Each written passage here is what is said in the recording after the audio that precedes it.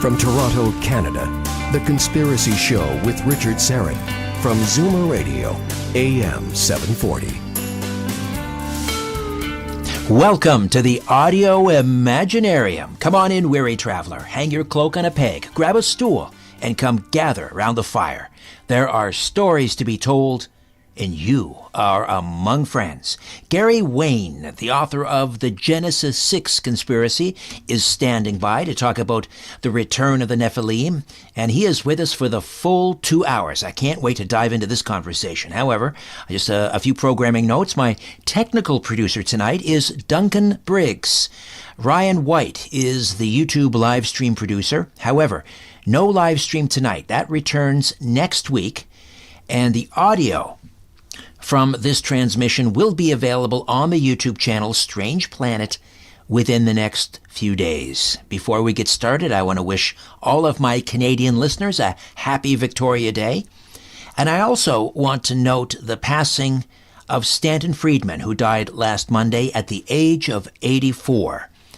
Stanton was widely considered the grandfather of modern-day ufology and the first citizen investigator to research the UFO incident at Roswell, New Mexico. And he was passionate, tireless, and just a kind, gentle soul. And he will be missed. And incidentally, I'm planning a tribute show for sometime next month. So keep checking the website, strangeplanet.ca, for details. There are giants among us, passing largely unnoticed, intent on carrying out a secret plan to enslave all humanity. They may not look like giants, but their bloodlines extend all the way back to the Nephilim, the offspring of fallen angels who mated with human women described in Genesis 6 when giants roamed the land. Gary Wayne, author of the Genesis 6 Conspiracy, How Secret Societies and the Descendants of Giants Plan to Enslave Humankind, details the role of modern-day Nephilim in Satan's plan to install the Antichrist at the end of days. Gary is a Christian contrarian who has maintained a lifelong love affair with biblical prophecy, history, and mythology. His extensive study has encompassed the Bible and Gnostic scriptures, the Quran, the Bhagavad Gita, Gilgamesh and other ancient epics, language, etymology, and secret society publications. Gary, welcome to the Conspiracy Show. How are you? Doing very well, and so excited to be invited to be on your show and talk about the Genesis 6 conspiracy and everything anybody ever wanted to know about Nephilim. Well, there is so much to discuss. We'll try to squeeze as much as we can over the next 2 hours. For those not intimately informed on the Bible, what does Genesis 6 actually say about the Nephilim? It's a very interesting chapter because it comes right after the genealogies in Genesis 5, and then it's a preamble to the flood story. So you have 4 unique, very almost odd verses in Genesis 6, 1 through 4 that describe the sons of God who are angels who go to the daughters of human females, have sex with them, take them as wives, and create the giants, as the King James Version states, and Nephilim as it is in other English translations, and noting that giant goes back to the Hebrew word Nephil, and the I am is the male plural. And these were the demigods and the heroes of old and the men of renown, the mighty ones. And so we have this very interesting verse that is put in where the flood story is about to begin, because right after this account, it goes into the Noah account and the building of the ark and the flood that's coming. And it is setting the context for why the flood comes. But we're not provided any other details right there in Genesis in terms of the Nephilim. It's just sort of inserted there. And I know a lot of readers, when they go through, they read those verses, probably their eyes bug out a little bit and then kind of keep on going because it's like, what's that all about? So, but it has so much to do with what happens in the Bible that if you don't understand what is going on with the Nephilim and the angels and the angelic rebellion, so much of the Bible does not come into focus, and the proper context is sort of overlooked. And is Genesis 6 the only place where the Nephilim are mentioned? Nephilim only shows up in the Bible 3 times. In Genesis 6, where it says giants, and then Numbers 13:33, where, again, the word giant is used in the King James Version Bible, where it's talking about the Anakim, who are Rephaim, who are said to be the descendants of giants in that passage.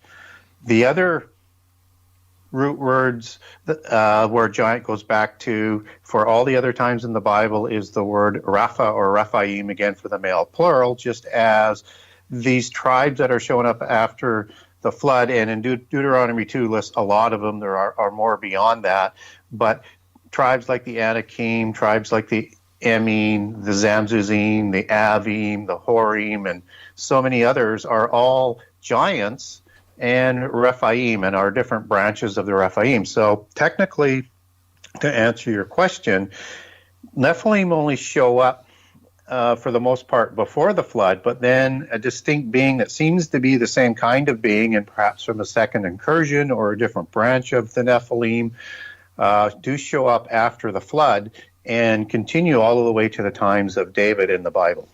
And what about in the Apocrypha? It seems to me they're also mentioned in the book of Enoch. Yeah, once you get outside the Bible, that gets to be, again, a very, very common term. So First Enoch, which most people are aware of, is a very, very good book to read for additional context to the angelic rebellion and the Watchers. Of course, Watchers show up in Daniel 4, and I think those are the seraphim angels that have the serpents of a face. They're the fiery serpents, as they translate back to seraph and seraphim again for the male plural. And you get the whole account of the Nephilim, of the creation, in a lot more detail. And First Enoch runs very, very consistent with the Bible. It's got a few corruptions. We don't have the original manuscript out of Hebrew. We have Aramaic and the Ge'ez version of it that comes out of Ethiopia, and that's the longer version of First Enoch. But for anybody who wants to learn more about it, I would very much encourage them to read that book for the context, because it runs very, very congruent with the Bible. And is there any dispute? I mean, I know that you gave us sort of the etymology of Nephilim in Hebrew, but still there are those who argue, no, that's not what it meant. What do you say to those people? Well, and I think we need to respect everybody's point of view on these things. And what they tend to say is that these were just the sons of Seth, and called the sons of God because they were the followers of God. Except that, humans mating with humans aren't going to be able to create monsters or giants and or demigods, because they had the immortal spirit that was passed on to them, which is why in Genesis 6:3 God steps in to limit all life to 120 years. It takes a few generations for that to kick in moving forward after the flood. But it does kick in, and that's in response to the creation of these sons of God who are taking human females to create these Nephilim, who are called Gibberim, which are the mighty ones, and the men of renown, which is Shem and Shemaim, and Shemaim is the heavenly ones, and so they're the offspring of the heavenly ones. When we get into the definition of sons of God, a lot of people will jump in and say, well, wait a minute. You have the sons of God that are discussed in the New Testament. And it's very much true that we as Christians, and those who are Christians, are going to be adopted as sons of God through the resurrection and because of Jesus' resurrection. And we're going to be adopted as his brothers and as sons of God, and we're actually going to reign over and judge the angels in the future time. The thing is though, that is after their resurrection, so that's a future forward thing, and it has nothing to do with the sons of God in the Bible. So if you get into, let's say, Job 1:6 to 1:38, verses 4 through 7, you have the sons of God in the King James Version Bible, and many of the other English translations, it'll just simply say angels. And these are the sons of God who present themselves to God in the throne of God, which humans have never done.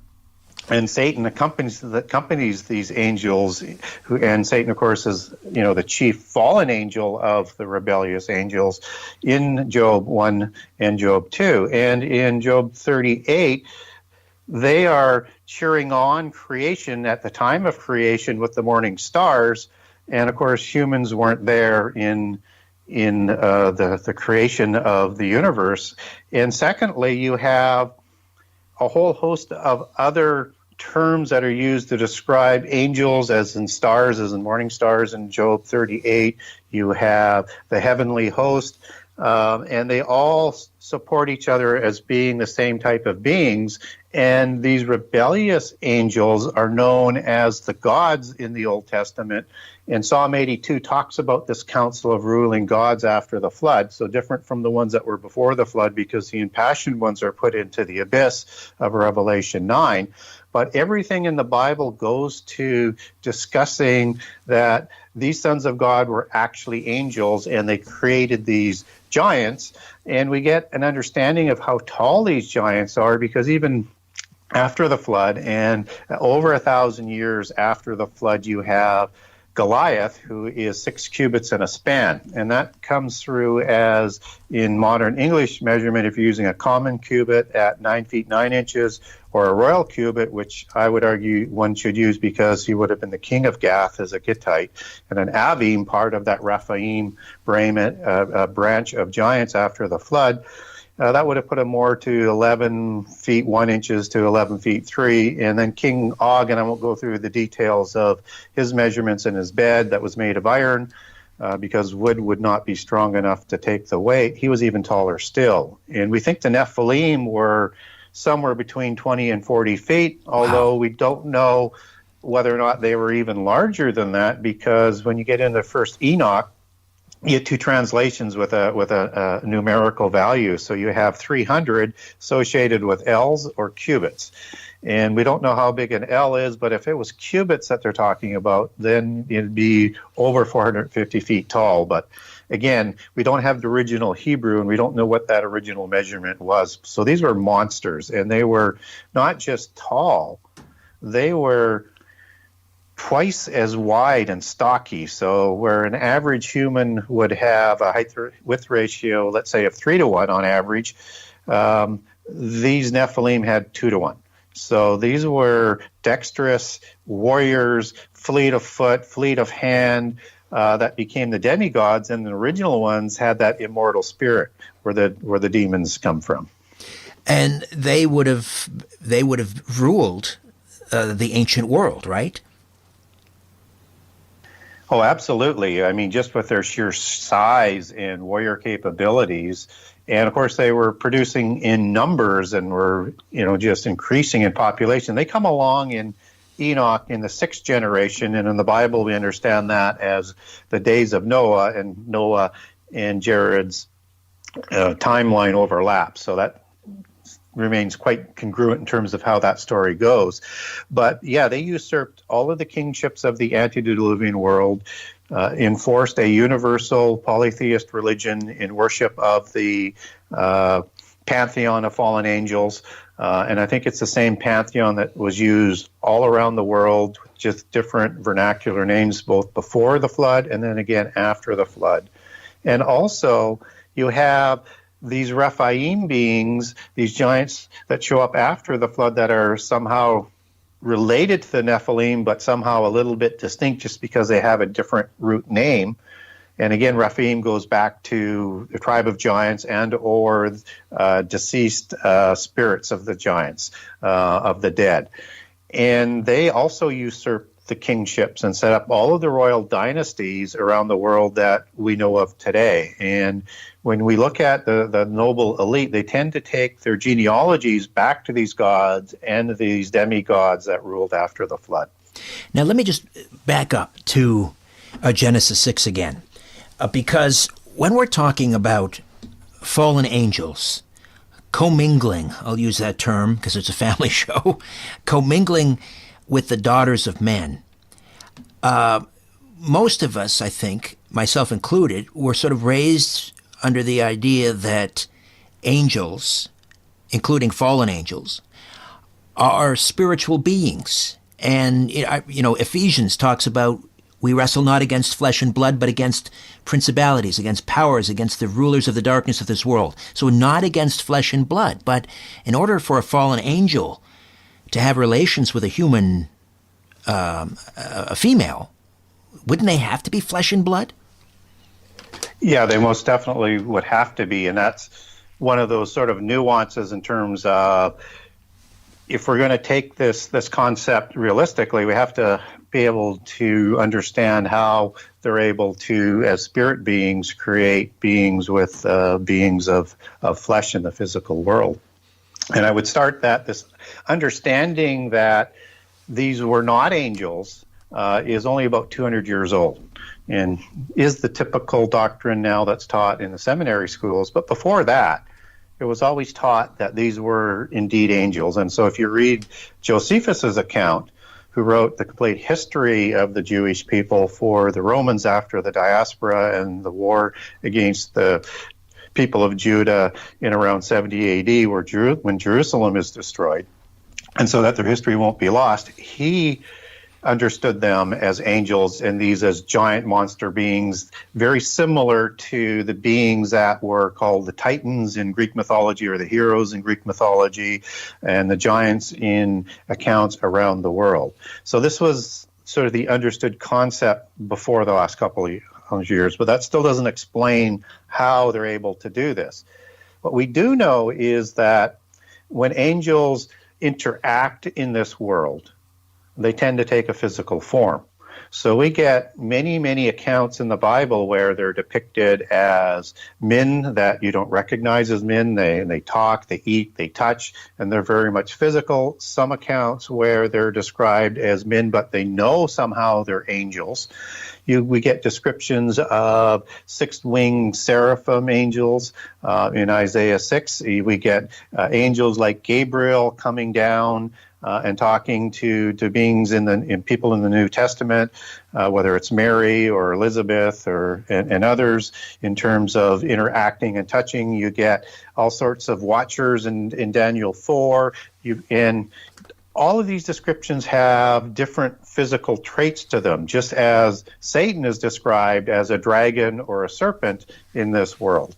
And these are not spiritual descriptions, these are physical descriptions. So what we learn from this is that somehow, some way, they are able to take on a physical form. And Jude 1:6 talks about leaving their habitat in heaven, and where they lost their estate when they committed these crimes, and that's why it's linked to the abyss in Jude 1:6.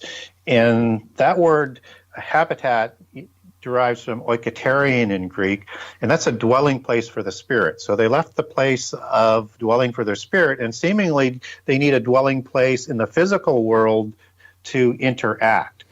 And as we understand this is, taking a physical form. And if you can take a physical form, then you can add any sort of organs or parts that you want to do what you want. You can take any gender of your choice, which I think somewhat explains why you have female gods and goddesses in the pantheon, so that I think many of the rebellious angels take a feminine form in this world to form the pantheon.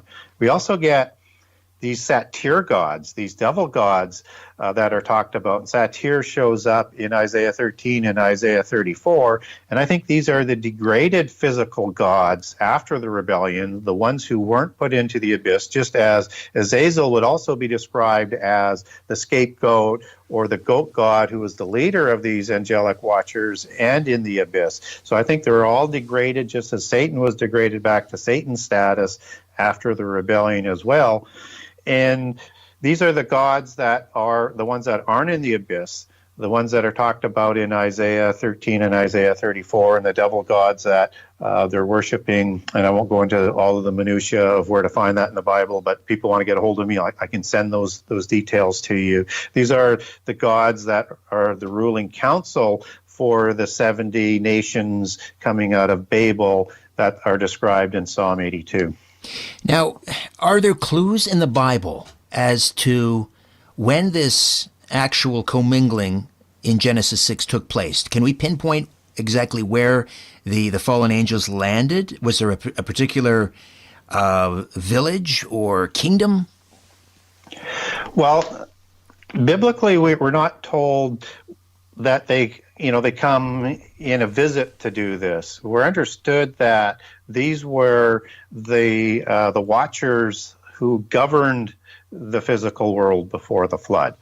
So what we understand is that they were down and supposed to be helping humankind, but when they rebel, they commit these violations against the laws of creation. So we don't get how many civilizations in the Bible, but if you get into outside the biblical accounts, you understand that there's more than just sort of the Sumerian antediluvian civilization that seemingly the Bible is around, and all of a sudden all of these other ones sort of come into play, that they would have had different civilizations around the world, somewhere between 4 and 9, depending on which religion and mythology that you're talking about. 4 and 7 seem to be the more traditional civilizations, and these were all cult centers. So you can imagine civilizations like Atlantis, which again has a identical story to Genesis told within it, and a terrific parallel polytheistic account of the same story. And you can imagine civilizations like Mu, perhaps Lemuria, but that's more of a last couple of 100-year inventions by the Theosophists, Asgard or Thule as it comes out of Norse mythology. And all around the world you can imagine these civilizations. Gary, I'm going to jump in here. Pardon the interruption. We're going to take a quick time out. We'll come back. It sounds like there may have been a bargain in the works. In some cases, maybe the women were taken by force, but in others, maybe they were given away in exchange for something. We'll talk about that.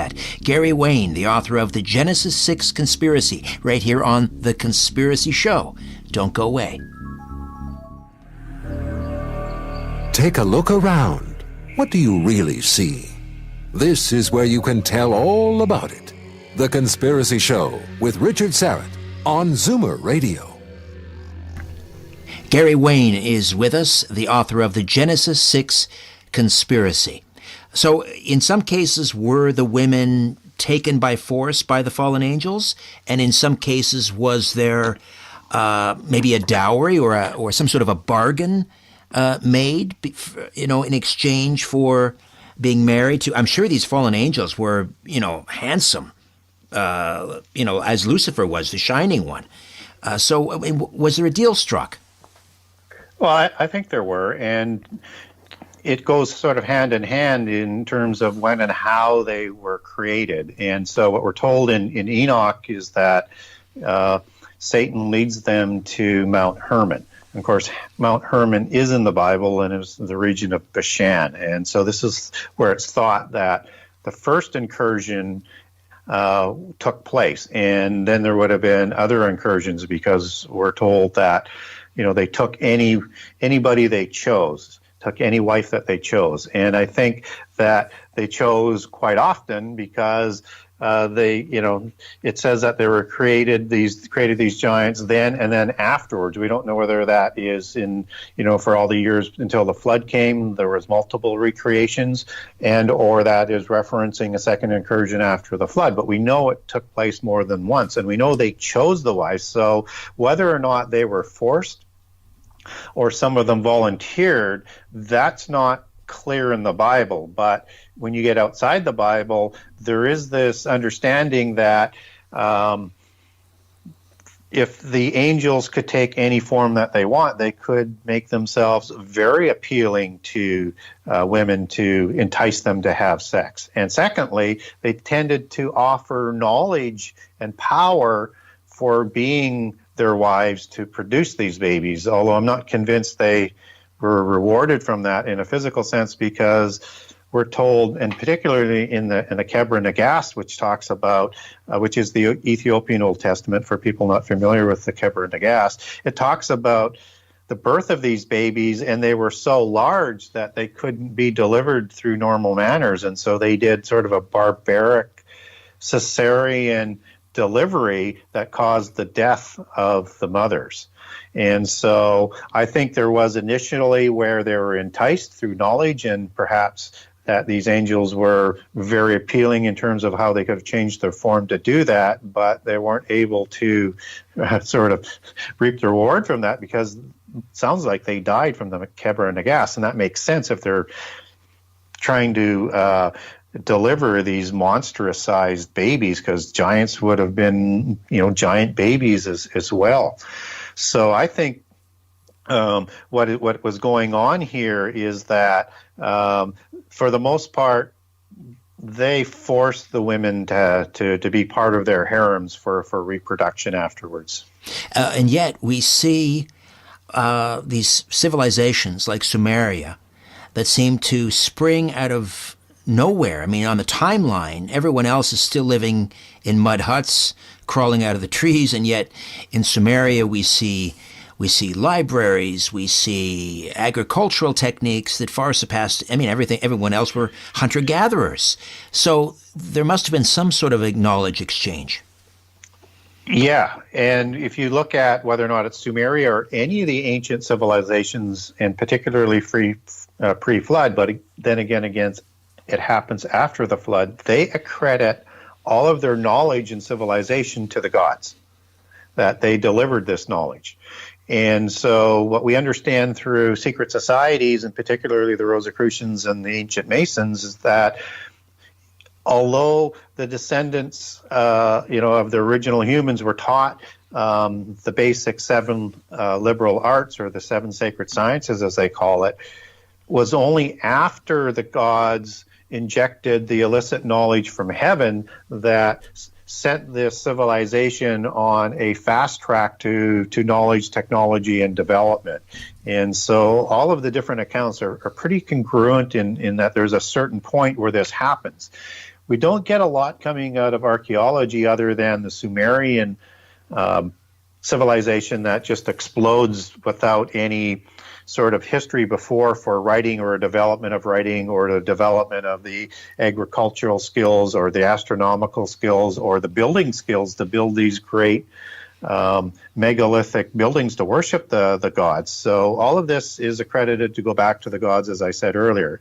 And we also have ruins both below the ocean and above the ocean that seem to be antediluvian as well, all around the world. So I would say the places like Machu Picchu, probably most of the Quiché Maya and Aztec ruins would be antediluvian as well, and they'll tell you they inherited those buildings and those structures, and the gods built them, just as the gods were credited for building most of the structures in Sumeria. And then you have the pyramids in Egypt, and I know the standard chronology is about 23 to 2400 BC with Khafra, but there are some relics, if I can put it that way, or I'm trying to think of the right word, but anyways, we'll call it a relic for lack of a better word right now. Artifact?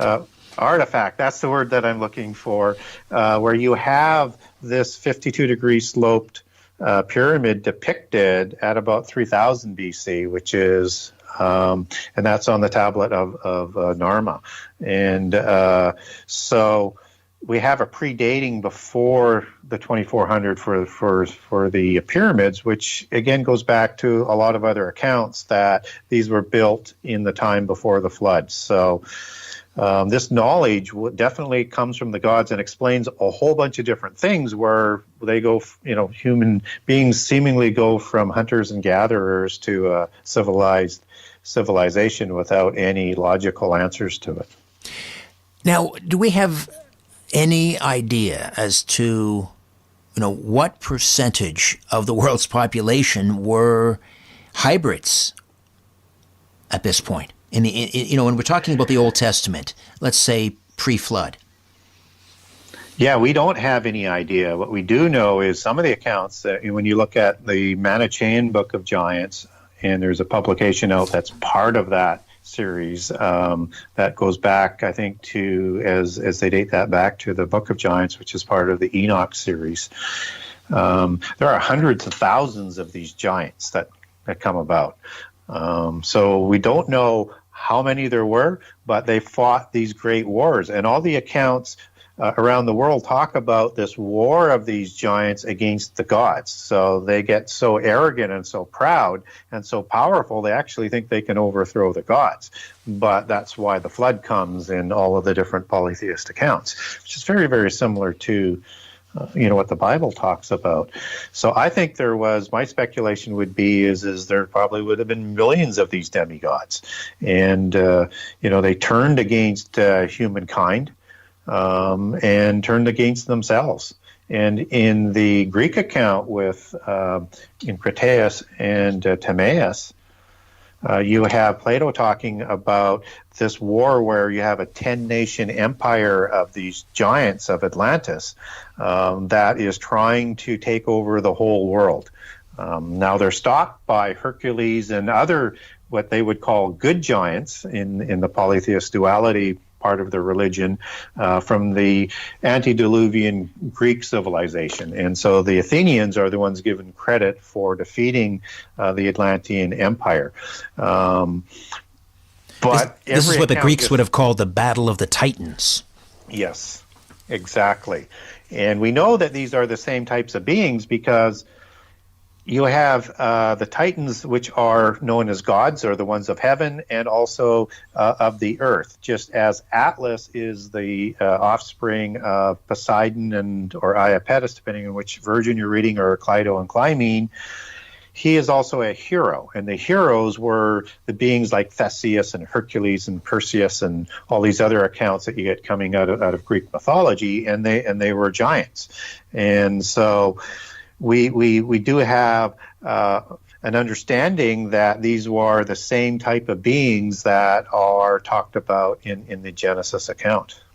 Right. And sticking with the Greek pantheon for a moment, was Zeus, was he a fallen angel, or was he a Nephilim? Well, that's where you get into that word of titans of heaven and titans of the earth, or the Anunnaki in the Sumerian pantheon of heaven and the Anunnaki of earth, and the different levels of the gods. So there's a definite hierarchy, and there's also what they call the parent gods. So in Greek mythology, you would have had Kronos and Gaia and a number of other gods that would be known as the parent gods, and then Zeus would be one of the offspring and part of the Mount Olympus gods. And you get sort of the same understanding in Egyptian mythology and religion with the Ogdoad gods, which gods like Ra would have been part of, and then Osiris, which would be very much similar to Zeus or Zeus, would be part of that second level. And those would be all offsprings of gods mating with gods, and so there would be the lower level of gods. All right, I've got to jump in here again. We'll take a quick time out. We'll come back and continue to discuss the Genesis 6 conspiracy with Gary Wayne right here on The Conspiracy Show. My name is Richard Serrett. Don't go away. You're listening to The Conspiracy Show with Richard Serrett from Zoomer Radio. Welcome back. Gary Wayne, author of The Genesis 6 Conspiracy, is with us for the full 2 hours, and we were talking about the Greek pantheon.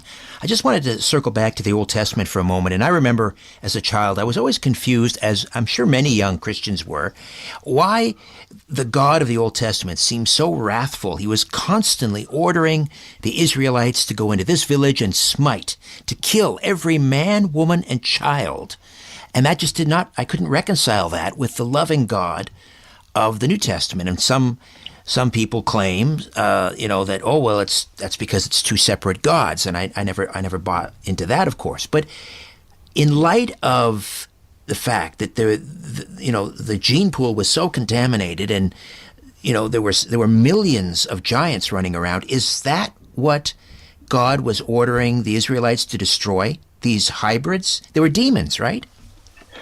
Well, I wouldn't call them demons from my understanding. The demons would be the bodiless spirits of the original Nephilim that come out of Genesis 6 and are killed before the flood and or with the flood, and their spirits aren't permitted to go to sleep or into heaven, and they continue to wander the earth in dry places and almost thirst to possess human bodies, which is what Jesus is talking about in the New Testament. And you know that in Greek mythology from the hero worship. So it all roots to the same thing. But what's going on after the flood is, again, we get these Rephaim-type beings that are showing up after the flood, who are very much similar to the Nephilim, maybe not with the same immoral spirit and maybe not as large, but still giants nonetheless.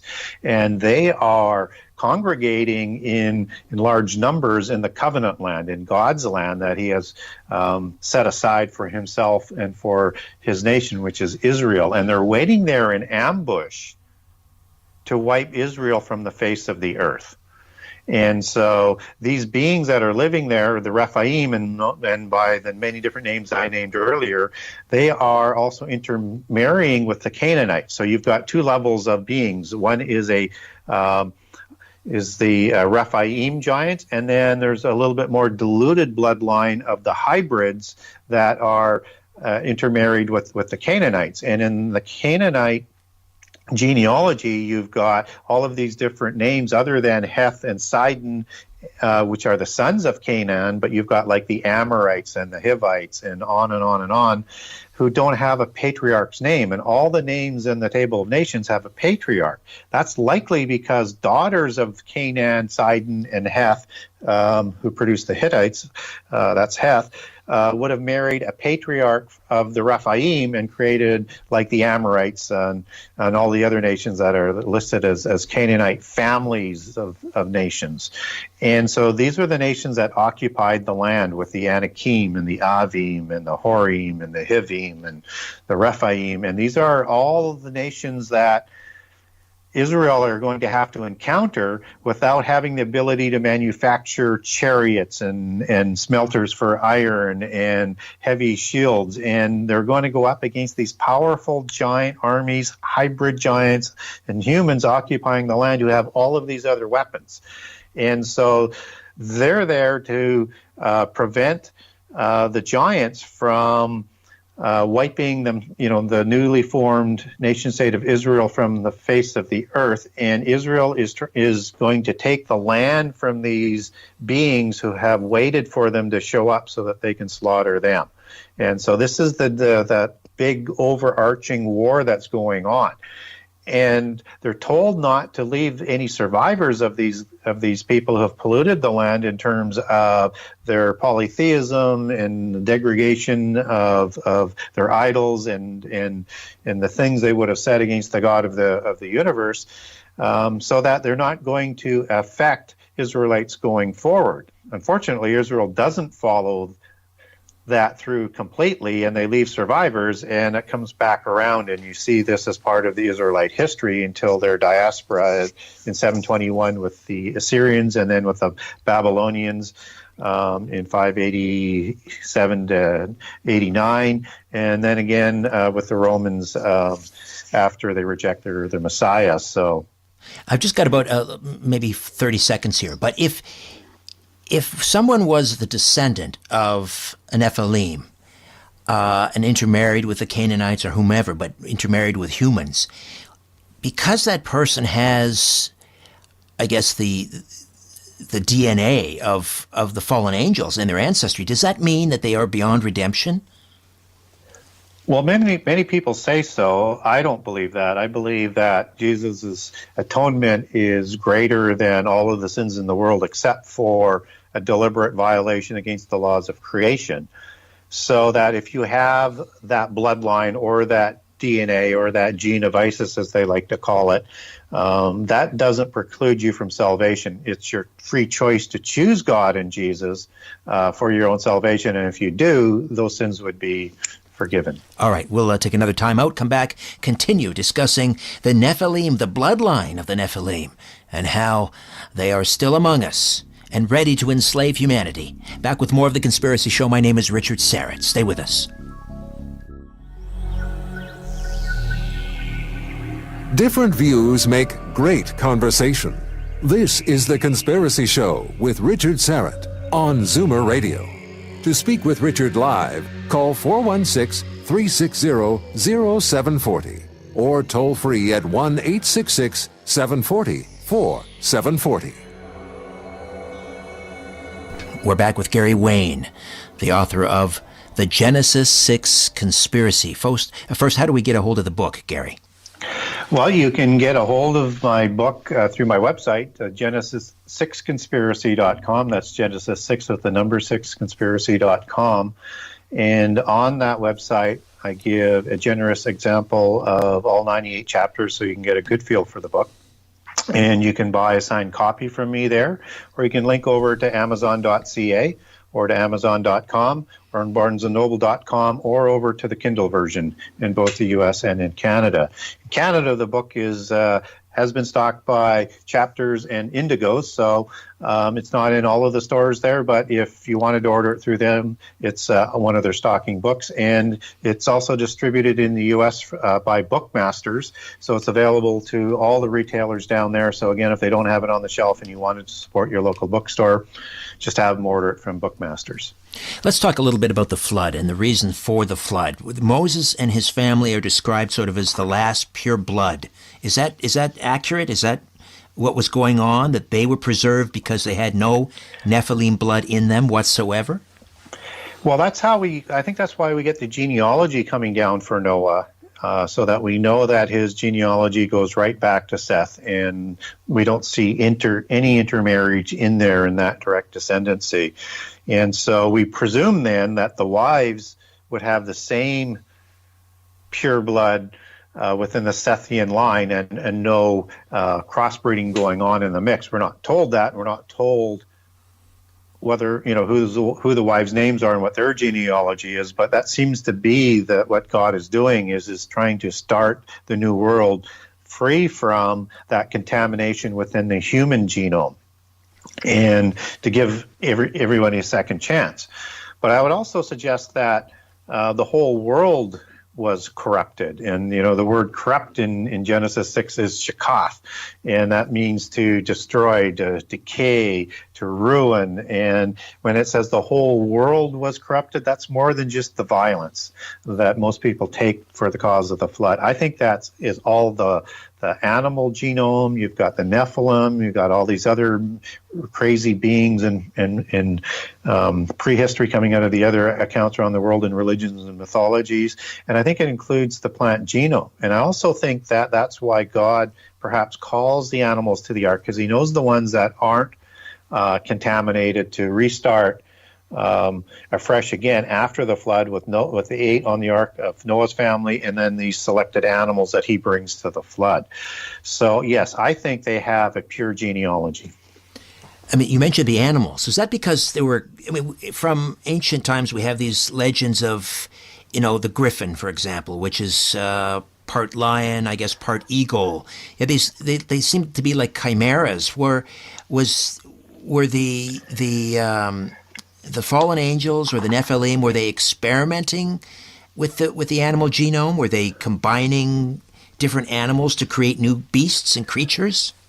I think that's part of the knowledge and technology that's being supplied, and I also think that there's a procreation that's going on.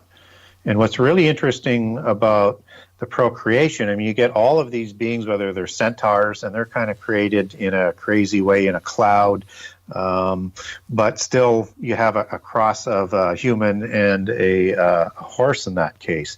And there's just so many different accounts of these chimera type of beings, and that's the term being used today to create crossbred or cross-pollinated with DNA and beings, is that I think that was going on. But even more to that, you have, like, the Anunnaki had a raven or a bird head, as Horus did. And you get these accounts all around the world, like the Tengu, for example, of these Nephilim-type beings that had a bird type of head. Or you've got these lion warriors that come out of prehistory. Again, you have gods with lion heads in all these different accounts around the world. And the Watchers were seraphim who had the face of a serpent. They were called fiery serpents, as you take that back to Hebrew. And it's thought that their offspring looked just like them in the first generations. And so you had these all sorts of giant beings with these animal-like looks that, were dominating the royal dynasties both before and after the flood. And that imagery still goes with the royal families even today. You see dragons and you see lions and these types of things in these coats of arms. So I think this was very widespread. And after the flood, how did the giants, how were they able to return after the gene pool, if you will, was supposedly chlorinated? How did they get back? Yeah, and there's no agreement on this, and we don't have a smoking gun verse other than Genesis 6 tells us that after, when the sons of God go to human females again, and afterwards, a lot of people also say that means that there's a second incursion. We don't get that out of the Bible, but it makes the most sense.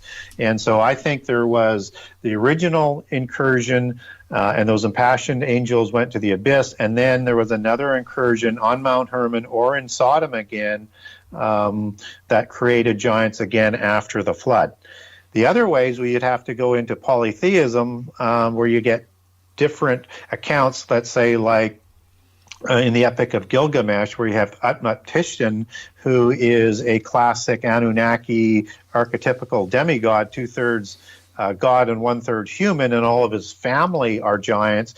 And this seems to be a similar story to the Noah story, but different on the details, but a Nephilim survival story on an ark. So in that bucket, you've got people on an ark somehow off the world in the earth, but somehow angels would have saved them to get into the post-Diluvian world. And then other people, which I'm not a fan of, but I think it's a possibility, is that the wives carried the DNA or somehow there was a stowaway on the ark.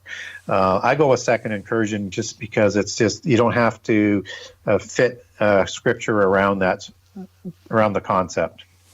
Now, the giants that were vanquished, of course, we have the story of David, the shepherd boy, later to become king of Israel, destroying or killing Goliath. At some point, the giants are either killed off or driven out of the Holy Land. And then we have reports, archaeological reports and so forth, of giants showing up in the New World or in places like Peru and all over South America. Did they get on ships and sail west? What do you think happened to the giants? Well, yeah, that's a big question. And so what we do know is they are pushed out of the covenant land. We also know, and as I stated earlier, they also start the dynasties. And there's fewer and fewer of these giants as humans are moving all over the place to wipe them from the face of the earth. So they're going to intermarry to keep their bloodlines going with humans and to keep their bloodlines pure to create the metallic dynasties that are talked about in the book of Daniel, that are sort of the seeds, as we understand it, Western civilization to the European dynasty. So we have a migration that comes out of the Middle East and into Europe that are going to form those dynasties. And out of that is a related account that's the Tuatha De Danann. And these are the ones who escape out of Tartarus in the accounts, and Tartarus is located in these accounts in Scythia, and they migrate south after the flood into the Promised Land in the Middle East. They march north to settle up the Danube and into Russia, Sweden, and Norway, and over to England in another direction, and Wave and Ireland. And so you have blonde hair, blue-eyed survivors of giants with pale skin, and you have pale skin, red hair, hazel-eyed giants. And it's thought that many of these red-haired ones were the ones, for the most part, that migrated to North America after that, because whether it's the North American accounts in archaeology or it's the South American ones with the Peru skulls that are being discovered now, they have this red hair that goes along with the discoveries. And the DNA is taking that back to Scythia. Now, this isn't something that we can find in the Bible, but it does make sense when you look at the other polytheist accounts around the world in terms of Scythia as being that sort of epicenter for where these giants start after the flood. All right, we will take a time out here. We're approaching the top of the hour. Gary Wayne will stay with us into the next hour, right here on The Conspiracy Show. Thanks for inviting me into your home, long-haul truck, RV, camper, taxi, your parents' well-appointed rec room, your loft, that greasy spoon just off the interstate, and your cabin in the woods. A big howdy to all of you listening in on our flagship station, Zoomer Radio, AM 740 and 96.7 FM here in Toronto. Hi to those of you listening in on one of our affiliate stations across North America. And hey, you streaming us at zoomerradio.ca, and those of you streaming us on our YouTube channel, Strange Planet. However, and wherever you're listening, I bid thee the warmest of welcomes, and I thank you for your fine company. Gary Wayne is the author of the Genesis 6 Conspiracy, and he is with us for the full 2 hours. Just a quick programming note. Next week, Dr. Elena Gabor, past life regression therapist and author of Home at the Tree of Life, will be here for the full 2 hours, and we will be live streaming next week. We are talking about the Nephilim, the offspring, hybrids of fallen angels and human mothers, the giants from the Bible, the men of renown of ancient times, and how the bloodline of this Nephilim are still among us, and they will rise again in the end times to enslave humanity, according to my guest, Gary Wayne. So just give us, as we proceed into hour 2, the big picture as to why Lucifer ordered the fallen angels to corrupt human blood, if you will. What was the end game here? Yeah, it's an extension of, and it's a very good question, but I believe it's an extension of the angelic rebellion, which then leads to God creating the Adamites, as it's talked about in Genesis 2 with Adam and Eve. And so I don't believe that the angels actually thought that they could defeat God. I think that they were looking to gain their own realm because they were created immortal without the choice of immortality, but only a choice to choose God and follow him or to rebel, and many of them rebelled. But they knew how powerful God was. They worked with him closely. They knew how good he was. They knew how powerful he was. And so even though the leader, Satan, would be very, very powerful as he's described in Isaiah and in Ezekiel and other places in the book, I don't think they thought they could win. But as Isaiah 14 talks about, where Lucifer shows up, and that word goes back to Hell, El, which I think is Satan's original name in Hebrew, that I think he was, as it says in Isaiah, was trying to be like God and to have his own realm to be like God, so he could raise up his throne in that new realm to be like God. So I think they're trying to win a separation or a negotiated sort of peace where they could live on their own. And that was never going to happen. And God knew this was going to happen all along, being Alpha Omega, but now he's going to create the Adamites, who are not going to be created immortal, and are going to have very little knowledge of God, and are going to have to choose God more on faith, and in doing so will gain their immortality, and will be raised above angels in the future time, and to even judge angels, because they're going to be raised up to be brothers of Jesus as adopted sons of God in the future time after the resurrection, our resurrection, and that this will be because as a brother of Jesus, Jesus is higher than the angels, is where I'm going with that concept. So what Satan and the angels are now doing is they're saying, we're going to try and prevent this from happening. If our rebellion is going to be justified, we have to bring down humankind. And so you start this series of consequences that roll forward, beginning in the Eden account, where I think Satan avatars the Nakash, and we know it's not Satan who gets the punishment, it's the Nakash, the serpent, as the serpent goes back to Hebrew in that application, loses the arms and its intelligence and its speech, all for participating with Satan in this avatar type of effect where Satan would enter him just as he did Judas to help Judas complete the betrayal of Jesus, in this case to bring down Eve and then Adam. And so this is the first revenge.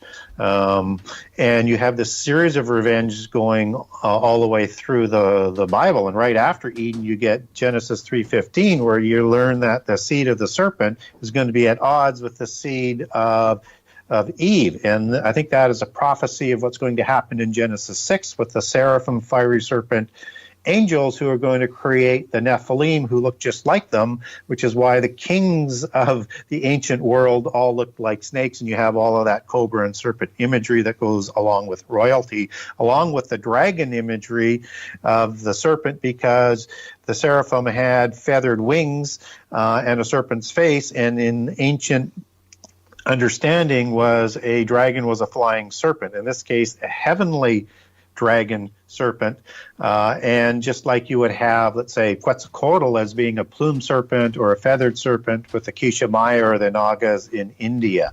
So you have these serpent-type beings that are now going to be coexisting as hybrids with human beings, and they bring down the antediluvian world. And then you have these giants again showing up after the flood. So we have this complete series of revenges and attempts to bring humankind down, including destroying Israel, which is why they waited in ambush in the land of the covenant, so that they couldn't bear the Messiah, because with the advent of Jesus being born, you have his resurrection, and that officially ends the angelic rebellion, just as 1 Peter 3:19, we have Jesus talking to these impassioned, rebellious angels while he's still in the grave, basically, I think, telling them that when he rises on the Sunday, the rebellion is officially over and they're going to be sentenced to the lake of fire. And I don't believe the angels, because they don't know everything. And as powerful as Satan is, he is not as powerful as God. They did not realize or anticipate the resurrection. And so when you start to put that into context with prehistory and history, and then forward to the end time, things start to make a lot more sense. But they did, it sounds, or at least Lucifer did, realize that Jesus was coming. There would be this birth of the Messiah. And so was the game here to purposely corrupt the gene pool in order to forestall the birth of Jesus, or was it simply to kill the Israelites and destroy, let's say, the line of Judah, the tribe of Judah, the line of David, and so there never would be a Jesus? I would say all of the above, because they're so desperate to win that. And so they definitely wanted to corrupt the gene pool so that maybe God would move forward to wipe everybody out again. It might be one of the thoughts that they would have had. But they also wanted to prevent the Messiah from coming, which is why they wanted to wipe Israel out. And then he wants to kill the Messiah as a baby, as Jesus is being born, and shortly thereafter. And then you have, the resurrection, which puts an end to this. So all of what they're doing is trying to either wipe Israel from the face of the earth or prevent the Messiah from coming, and or by wiping Israel from the face of the earth through the Amalekim, which is part of the Rephaim breed, and the son of Eliphaz and Timnah, who are Eliphaz is the son of Esau, who is the brother of Jacob, who becomes Israel and inherits all of the blessings and the birthrights. And he's the older son who doesn't get those birthrights and Messianic blessing. He is trying to wipe out through Amalek and the Amalekim down the road Israel as they come out of Egypt. And that's the first battle that happens out of Egypt. So they're trying to also usurp those blessings that Israel is going to get so that they can add that in and graft it in, as you say, a polluted DNA or bloodline into the dragon Messiah that they want to present in the end time as the dragon Messiah. So the bloodline of the Nephilim continues through this time, through, let's say, the period of the New Testament, but there aren't physical giants running around, correct? So why is that? Where were the giants? Well, when we look at what happens with the royal dynasties and their sort of cousins and wider family, which becomes the nobility and the elite, is that if you continue to intermarry in a small gene pool, which they did, and that's why you have all of these queens coming from princesses coming from other dynasties and intermarrying and staying, whether it's from the Mesopotamian to the Egyptian or to the Malachim or to the Hittites, or even down what they do throughout modern history, where you have intermarriage between the royal families. They need to bring in diluted levels of bloodlines to regenerate the bloodline to prevent diseases like I'm trying to think of the hemophilia. Hemophiliac disease, thank you. And let's say Habsburg jaw is another example. So there's through interbreeding, a lot of diseases that they have to make sure that they don't interbreed too tightly. And the more you dilute the bloodline over time, the less you have of that original size and look of what the giants originally had. So over time, I think they've lost that. A lot of people disagree with me on that and say, well, no, they have a changeling ability, but we don't really have any proof of that. But what we do know is there's this continual dilution of that pure bloodline. And they keep their pedigrees of these genealogies right back into prehistory, because the purer the bloodline, the higher the pedigree within that sort of organizational cult. And so that's why I think they've lost their size and that serpentine look for the most part over time. But if you look at somebody like Akhenaten, who was considered one of the most ennobled bloodlines of that period of time, 1200 to 1400 BC, depending on whose chronology you're going to use. If you go to a King Tut museum and look at a statue of Akhenaten, you see the serpentine look. And he's got this protruded chin, these high cheekbones, these almost alien-like wraparound eyes, this elongated skull, and it looks like a serpent. And so I think even at that point, which would have been over 1,000 years after the flood, you still see some of those traits. But over time, I think they've taken on more of that human-type look. So what we have is the descendants of the giants, which my book follows those bloodlines in terms of what they're doing, how they create the secret societies, and how they want to bring about this rendezvous, get their co-conspirators and creators out of the abyss, and to have this war against the God of the universe. So in Jesus' time, for example, the Caesars, King Herod, were they descended from the Nephilim? Yeah, I think so. And so Herod, he takes his bloodlines back through the Edomites and back to Esau. Esau and the Edomites are the same, and he has significant Amalekim and Horim bloodlines that he comes out of through the Edomite kings. And again, I've got documents on all this stuff. If people want to get a hold of me, you can get those documents. It'll walk you through step by step. Just get a hold of me through the website. And in the Roman tradition, you have the Caesars taking over after the senators, but the senators are this noble class until you get the tyrants or the Caesars that come along. But the Caesars come out of that senator class, and those bloodlines, they all take their bloodlines back to the Roman and the Etruscan gods and the offspring that they had, which were again heroes. And so it's the same thing that's going on even in Jesus's time, and these are the same ruling class, and they're going to continue to intermarry. And what about the Merovingian bloodline that would become the Frankish kings and later the kings and queens of France? Yeah, it's again, as you go through history, there's these sort of crossroad kingships, as I would like to call them, that have the most ennobled bloodlines of that time. The Merovingians would be one of those. And they have a number of scion, and scion is an occult word where you graft in bloodlines, just as you would use that word for grafting of plants.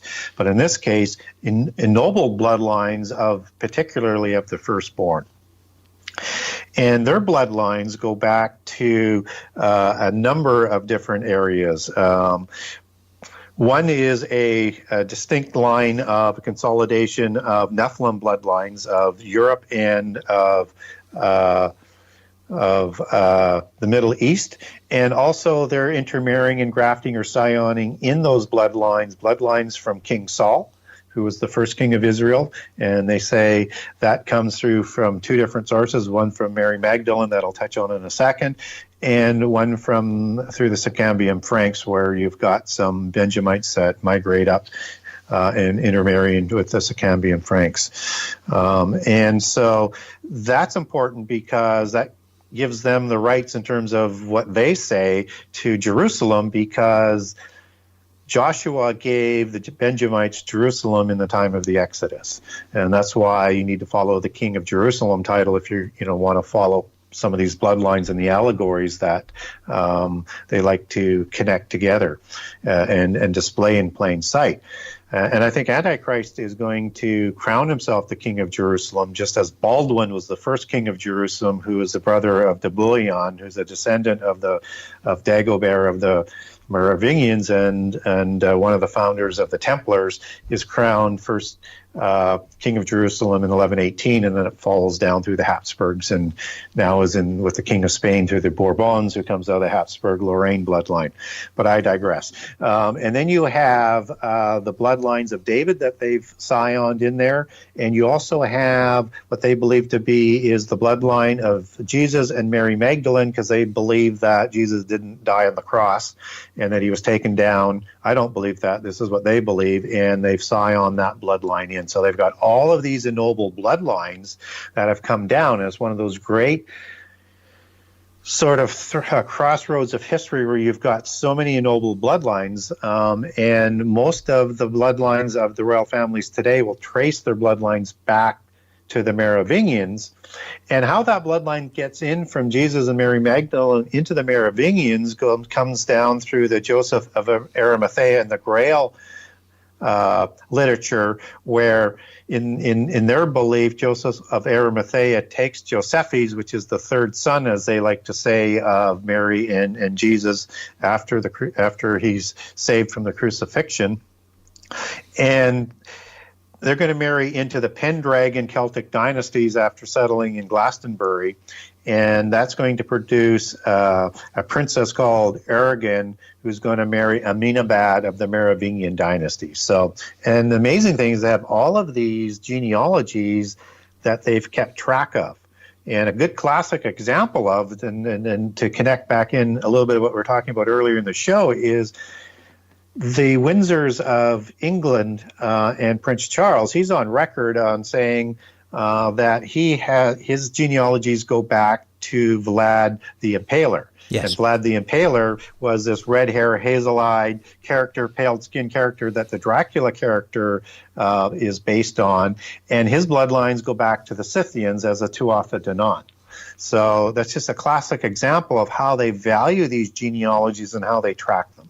But for those monarchs who claim that they can trace their bloodline back through the Merovingians, through Jesus and Mary Magdalene, for one, I don't believe Jesus had children. I don't believe he was married to Magdalene. I don't believe he survived the crucifixion.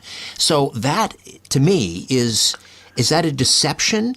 Are they trying to artificially graft their bloodline to the house of David in order to gain legitimacy?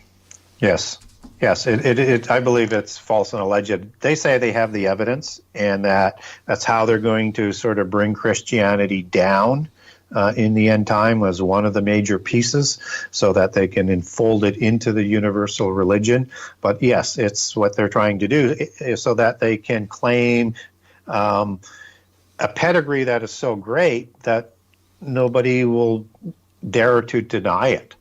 And that even though they don't look at Jesus as being the Son of God in Gnosticism, they do believe he's a great prophet, that he was an incarnation in that Christ consciousness belief system, just as Vishnu or Shiva incarnated many times. And Jesus would be one of what they would call these enlightened prophets sent to help humankind on their path as they evolve into godhood. I don't believe in any of that, but that's what they believe, and it's what they do with their belief that we need to understand.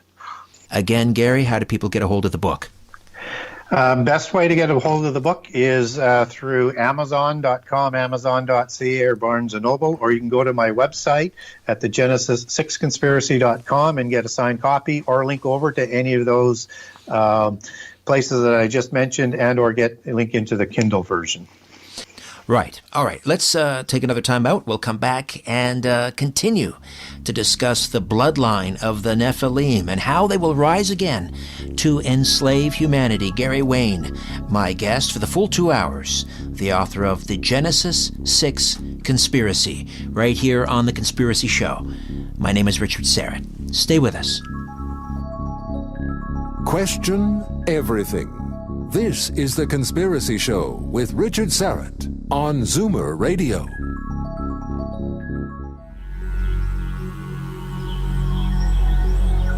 Shaking the world and seeing what falls. This is The Conspiracy Show with Richard Serrett from Zoomer Radio. We're back with Gary Wayne, the author of the Genesis 6 Conspiracy. So these kings, queens around the world that tie their bloodline to the Nephilim, which were the product of a commingling of the fallen angels and human wives. I mean, is it simply limited to royalty? Because let's face it, monarchs are on their way out. More and more countries around the world, there are a few holdouts. Most are becoming republics. So where else do we find the descendants or the bloodline of the Nephilim? It's a very, very good question, and it's very, very true that the visibility of the royal families aren't there. I mean, we have, the English crown, but they're just not visible and showing that visible control everywhere. And over the last 100 years, they've stepped a little bit more further back and into the background, but still controlling things. And they have a whole series of orders within the royal families, whether or not it's the Rollo bloodlines that go back to the gods of Odin, which is the Seraphim order, or it's any of the other orders that that the royal families have throughout Europe. These are the orders that control, the lower level orders of secret societies, and the conduit is the Rosicrucians, where you have the upper half of the Rosicrucians being the purebloods who report up the ladder to these other orders, and it goes something like this. So the Rosicrucians report to the Committee of 300, which reports to the Council of 33, which reports to the family of the 13 families, and then intersecting in those top layers, you have all of these royal blood orders, and so they control the world through their organizations. So they're not very visible, but those bloodlines are still there. And they're the ancient names, not ancient, I guess medieval names would be a better way of saying it, whether or not it's the Sinclair family, which are the St. Clairs, who actually are that bloodline of Rollo. They changed their name to St. Clair after they expropriate Normandy from the French in about 911 AD. You've got names like de Bouillon, de Payon, and Anjou, who were founding members of the Knights Templar, who were the descendants of the last Merovingian survivor, Dagobert, of the Lorraine region. And the Anjou produced the Plantagenet, which most of the presidents take their genealogies back through King John of the Magna Carta, and that was the Plantagenet dynasty at that point in time. You have families like the Habsburg Lorraine, which is an intermarriage of the Anjou out of Lorraine into the Habsburg dynasty. You've got the Stuart family, which is at that point in time now becomes the unicorn family, which is, again, the most ennobled of that time. You've got the Bourbons of Spain, who I mentioned, who have the King of Jerusalem title today, and on and on and on. These are families that are in the background who are still pulling the strings. And who stands, is there a bloodline that stands in opposition? For example, I don't know, I'm just blue skying it here, but Jesus had a half-brother. His father Joseph had a family before. So there was James, who I believe became the first bishop of Jerusalem and was martyred. Is there a bloodline there that is preserved and that stand in opposition to the Nephilim? Well, what happens is that these groups of people, they are drafting Jesus's family and Jesus and John the Baptist in as Essenes into their bloodline and organization. Falsely, I believe. The family of Jesus is called the Despacini. And we do know that they're still active in the church. And actually, when Constantine is setting up Christianity as the state-sponsored religion of Rome, which I think you also mix in a lot of Mithricism, but that's another rabbit hole. You have the Despacini, who are actually petitioning to move the center for the Christian church back to Jerusalem. They don't win that argument, but they're visible then. But because they've been drafted in by the polytheists, it's part of that scion of the bloodlines that they have also used for their pedigree. So the kings and queens, do they all, without exception, have... you can't get into the club, right, unless you have Nephilim blood. But is that the idea? For the most part, they're all going to have a pedigree that is going to be acceptable, or they're going to have a pedigree where they're going to be used to reintroduce a refreshing of the bloodline. We're seeing, let's say with the Windsors in England, more of that bloodline that's a little bit further out, but I think in any of the bloodlines, you're going to have to find something that's probably connected back. I wouldn't, say that none of them would go rogue on that, but as a general rule, you need to have that pedigree to be in the club, absolutely. And it's just, you don't have standing within that world unless you've got a pedigree that is important. To what extent do we all have Nephilim blood in us? Is there a particular blood marker? Yeah, that's a very good question. And in my book, I don't specifically talk about that a whole lot in terms of the blood, but I talk all around it just because we can't prove it. But what seems to be the blood is the marker is the Rh negative bloodline. And typically, the royals have Rh negative blood, and so the Windsors is O negative, which is the most sought after blood. Now, that's only in about 15% of the population in the world, so it's not the dominant. Rh positive would be more dominant, but you get a concentration of this bloodline in France and in England, where the percentages go up significantly. In parts of France, it's going to be like 20 to 25%. The most concentrated levels of Rh negative is in the Basques, and they settled in southwest France, where the Templars settled, where King of Septimania was, where the Cathars and the Abyssinians were, and sort of the area of rebellion, if I can put it that way, an epicenter of rebellion. And the Basques believe that they are the most pure of the bloodlines. Now, they had a falling out with the bloodlines that moved out of Europe, and they have the Basque diaspora, but they believe that they are the Homo Atlantis. This is their belief, and I'm sure not every Basque believes this, but this is their mythology and their belief system. And that what they talk about when they say they're Homo Atlantis is they were the survivors after the flood who settled in northwest Spain and in southwest France, and then also started the civilization of Egypt, the civilization of Mesopotamia, and not without coincidence from what we've talked about earlier, the Scythian civilization, and that they are the most ennobled bloodline in the world. But again, they've had a falling out with the other bloodlines that moved out of Europe.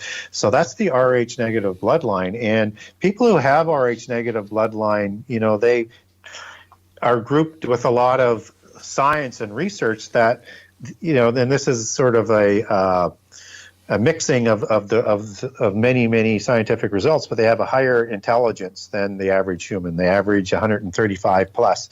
They say they have better analytical skills, better intuitive abilities, more psychic abilities, and on and on and on. I won't go through all of the different things that they say that come along with this in terms of that mythos. But those are scientific results that sort of go along with that. And so they believe in more than the blood. It's actually what they would call the gene of Isis, which is the biggest marker. So a DNA marker or a gene marker, which they would also say is the root word for Genesis. And it's through the genes that produces the type of blood. And so that would be the true marker that I think they would be looking for to identify who the people are around the world, that they want to know who they are and what level of degree of purity they have as they start to bring in this new age, or what we would know as Christians as the end time. All right, let's take another time out. When we come back, we'll talk about the reemergence of the Nephilim on the world stage in the end times, as you just mentioned. Back with more of my conversation with Gary Wayne, the author of the Genesis 6 Conspiracy, right here on The Conspiracy Show. Don't be afraid of the dark. The Conspiracy Show with Richard Serrett from Zoomer Radio. To talk to Richard, call 416-360-0740 or toll free 1-866-740-4740. We are back with Gary Wayne, the author of the Genesis 6 Conspiracy. Again, Gary, how do people get a hold of the book? Best way to get a hold of the book is through Amazon.com, Amazon.ca, or Barnes & Noble, or you can go to my website at the Genesis6conspiracy.com and get a signed copy, or link over to any of those places that I just mentioned, and or get a link into the Kindle version. At some point, I think it's in the book of Matthew, Jesus is asked about the end times, and he says that in the end times it will be as it was in the days of Noah. Is Jesus referencing the Nephilim in that passage? It's a great question, and a lot of people think it's just referencing the violence, and or people were shocked and weren't ready for the end time, and all of that was true, but the disciples asked what were all of the signs of his coming in the end time, and this is an overarching sign as well as those smaller details. And so I think he is referencing that we need to understand the days of Noah, who lived 950 years, 600 years before the flood, 350 years after the flood. And so I think we need to understand what was going on at Sodom and Gomorrah and at Babel, and with the creation of Israel, as well as the creation of the giants before the flood and the cause of the flood. And I think he wants us to understand that it's going to look like that with the same universal religion that they imposed through the Nephilim. This is what the end time is going to look like.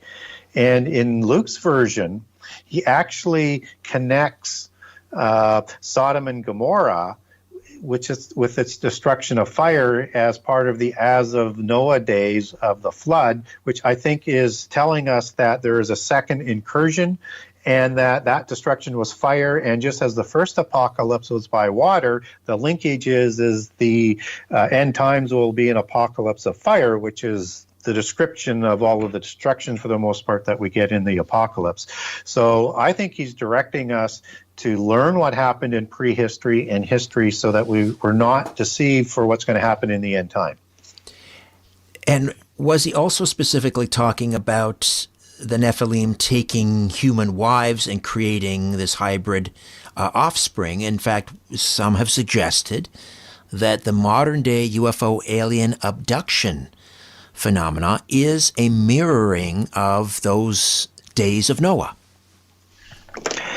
Well, I would agree with that to a certain degree. And so we don't know whether or not we're going to have actual giants roaming around, and that or angels are going to procreate and recreate the Nephilim of old.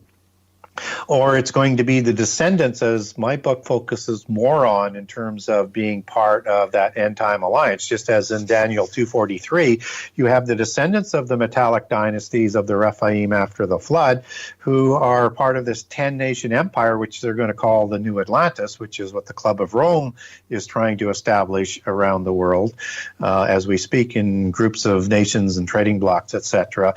But anyways, these descendants are going to intermix with the seed of men. So we know there's going to be a representative of these bloodlines that are going to intermix with human beings in the end time. Or there's going to be a recreation. I think we need to be open to both. And or is there another way to create Nephilim? And I think it's, when you are doing a violation against the laws of creation, you're doing, whether or not it's DNA manipulation to do that, it's the same sort of Nephilim concept. So again, whether through alien technology or human technology, because we're able to now manipulate the DNA, it could be that we'll see the giants come in that way as well. I would also be open to the fact that if one accepts that the spirits of the Nephilim didn't die, they didn't go to sleep, and they weren't permitted into heaven, and they've been roaming just as Jesus was dealing with like Legion and other thirsting demon spirits at his time, that they're still out there, and that with the technology that is being developed right now, is that there could be clones or transhumanism or whatever else is going to come out of this this technology, where these demon spirits might be able to enter and lead sort of the armies of the end time. And or you're going to create all of these fantastic biological weapons that are part animal, because you get some crazy descriptions in Revelation 9, in Joel 1 and 2, and the Gog and Magog war, which I think is reflective back of there's a Nephilim influence to that World War III that happens with that 200 million man army, and after the beings come out of the abyss in Revelation 9. We just have about 10 seconds. Just give me a yes or no, and we'll follow up later. So in the end times, we will see a return of actual physical giants? Somehow, some way, yes. All right, we'll leave it there, and we'll pick up on the other side. As I say, Gary Wayne, the Genesis 6 Conspiracy. Stay with us.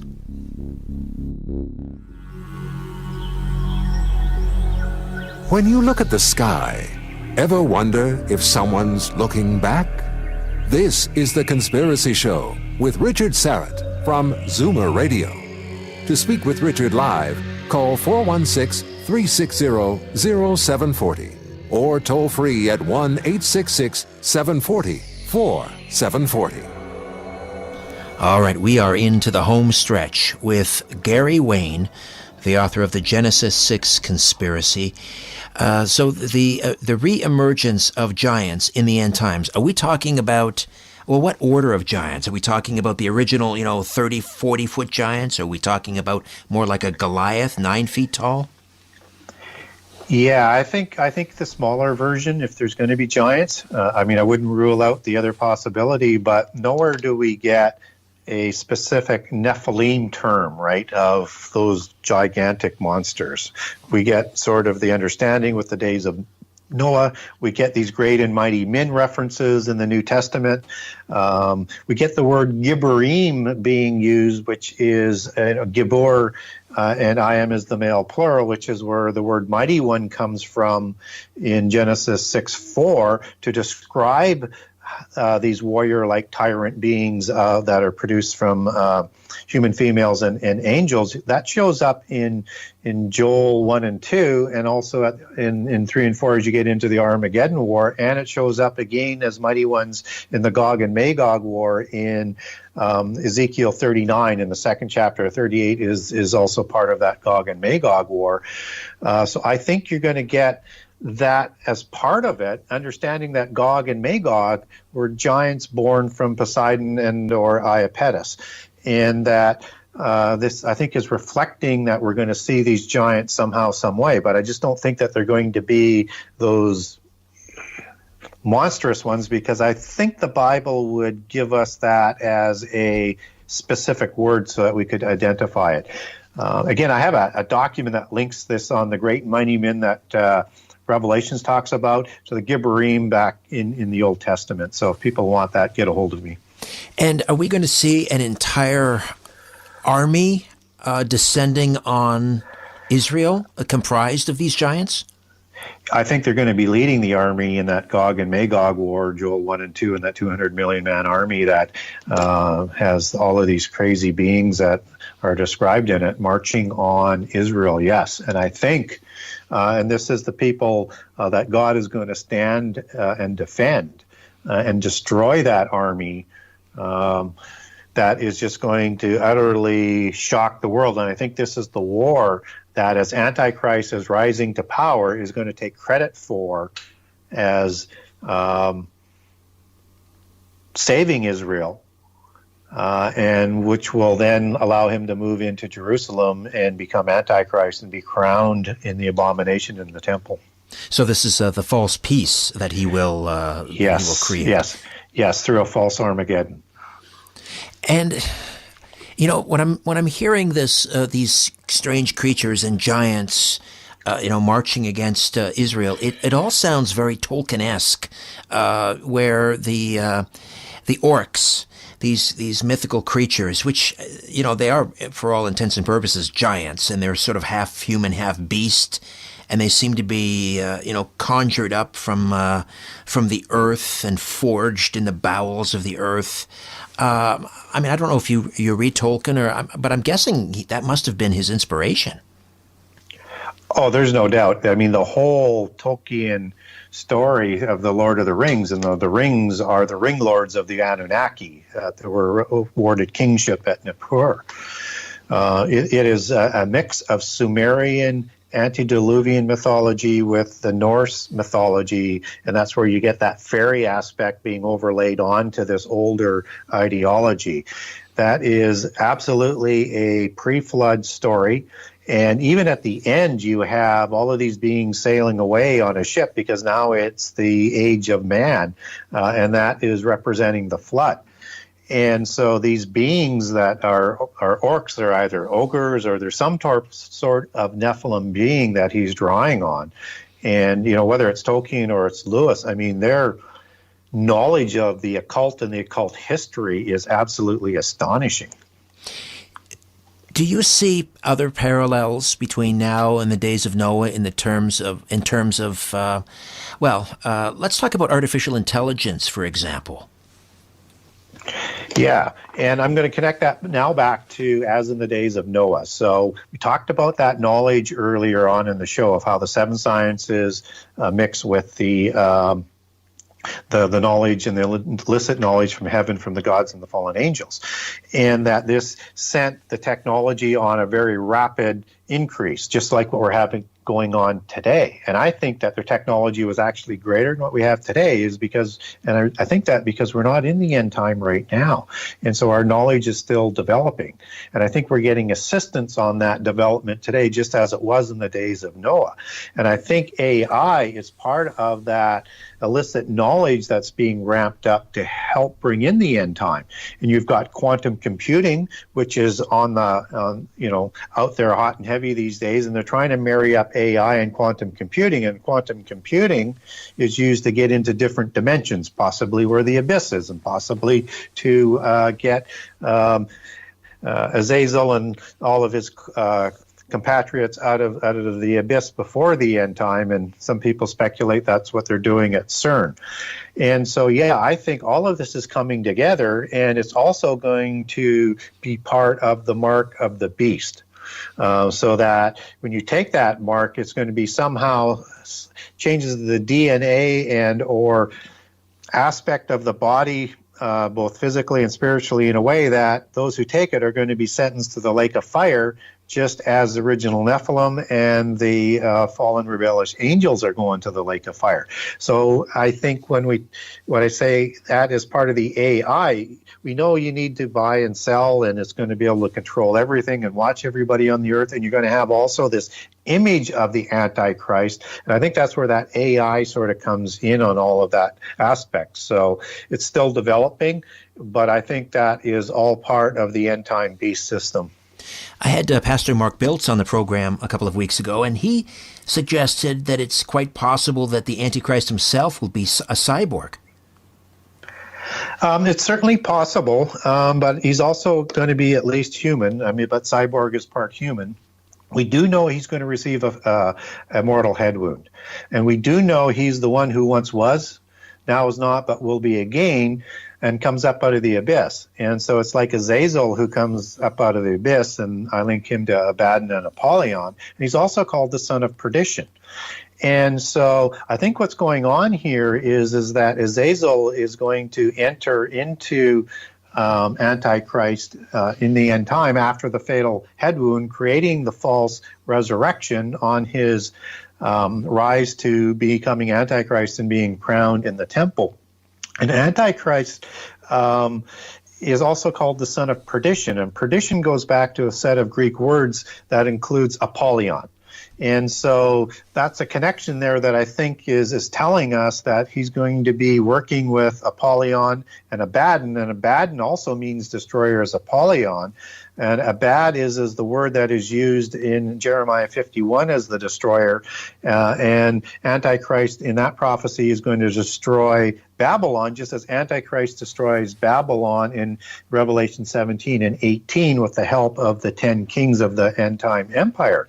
What's really interesting about all of that is that Antichrist in Daniel will honor the good of forces, and that goes back to the Hebrew word amauz, and mauz is rooted in a series of words that are az, and like azaz and ezed, which starts to lead you back into a goat definition, and all meaning for forces, fortresses, powerful warriors, things like that.